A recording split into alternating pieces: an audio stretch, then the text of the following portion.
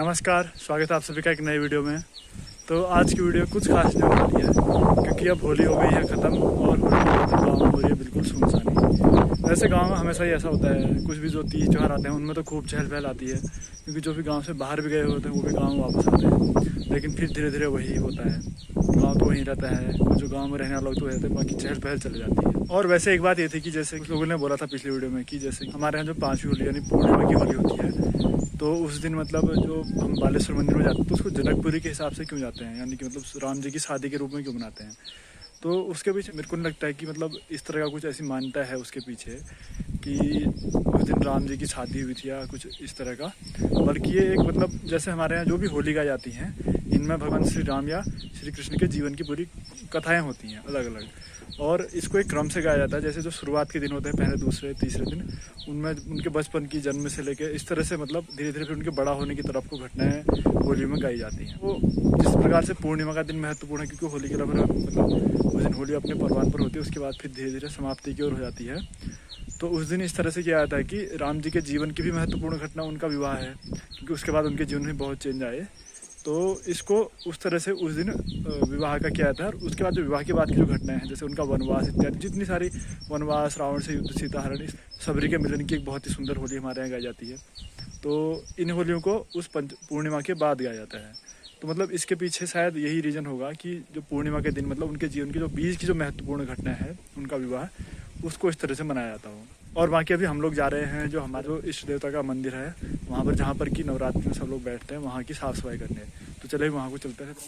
इसी मंदिर में जब मतलब हमारे यहाँ नवरात्रि होती हैं तो नवरात्रि के लिए जो लोग बैठते हैं 9 दिन पूरे तपस्या जैसी करते हैं, यहीं रहते हैं, एक टाइम खाना खाते हैं और कुछ तो उनमें से फलाहार करते हैं। तो वो लोग सब इसी मंदिर में बैठते हैं। इस बार हमारे मुंटरदा भी यहाँ पर बैठने वाले हैं, सुनने में आ रहा है। मुंटरदा सही है क्या? जैसे भगवान की इच्छा अभी मतलब मन सोचा तो है उनने।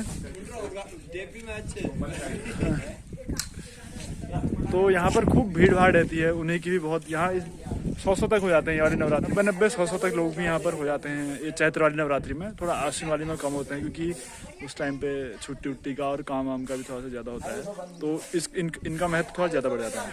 कभी कभी तो यहाँ पे इतना था कि अंदर जगह नहीं होती सबके सोने के लिए, तो जो यहाँ पे पीछे खेत है यहाँ पे भी वो जैसा बना के स्टेज जैसा वहाँ पे भी सोने की व्यवस्था की जाती है।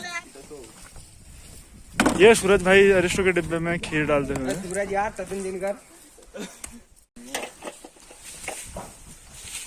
पुरंदा और हमारे गांव के युवाओं ने अभी से यहाँ पर नवरात्र की तैयारी को मद्देनजर रखते हुए साफ सफाई का कार्यक्रम चला दिया है।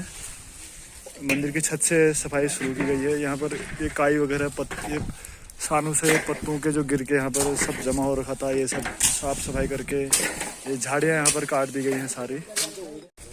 ये सोनू भाई उतने खतरनाक धुएं के बीच में जाके बिच्छू घास की झाड़ियों को काटने में लगे हुए हैं। और उधर हमारे लक्कू भाई भी लगे हुए हैं और रसोई घर है, रसोई घर की सफाई में। तो अब आज की मेहनत कुछ इस तरह की दिख रही है। यहाँ पर लगभग आंगन पूरा साफ हो गया है, झाड़ियाँ भी लगभग काट दी गई हैं जो अनुवांछित झाड़ियाँ थी। तो कुछ भी अब मतलब आंगन की सफाई का कार्य अपने अंतिम चरण पर है। जो मोटे मोटे जो झाड़ थी मतलब जो मोटा मोटा हो रखा था गंदगी वगैरह, वो सब साफ हो गई है। लकड़ी को ध्यान में रखते हुए मैंने ईंट उठवा दी, मतलब सबसे कहा। हाँ, छत की सफाई हो गई है, खासकर छत में बहुत ज्यादा हो रखी है। यहाँ का देखूं भी वहाँ जने भी क्या काम करे। हाँ ये तो अभी काटन होनी भाई वो तस करे हो तो। और ये है हमारा होली खोला। आज इतना सब पूरा सुनसान हो गया है। ये देखिए, ये गेट अभी बना ही हुआ है, शायद नवरात्रि तक ऐसे ही रहे, लेकिन और कुछ बल्ब वगैरह भी अभी टंगे हुए हैं तार। बाकी सारा जो ऊपर लगे हुए थे चांद वगैरह सब अब हटा दी गई है पुरंदा द्वारा। ये पंचायत घर, इसका औपचारिक तौर पर उद्घाटन है। पुरंदा सामग्री को वापस लेते जाते हुए कल इसका फिर से उपयोग होना है, जो बचा कुचा थोड़ा सा काम है। हाँ,